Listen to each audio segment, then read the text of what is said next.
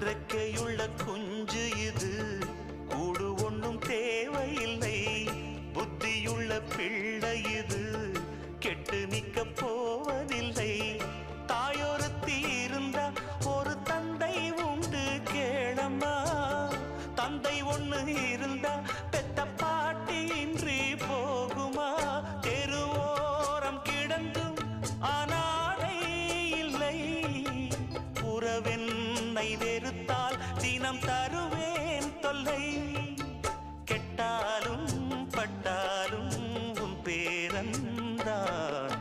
என்னடி ஞான பெண்ணே, உண்மை சொல்லடி ஞான பெண்ணே.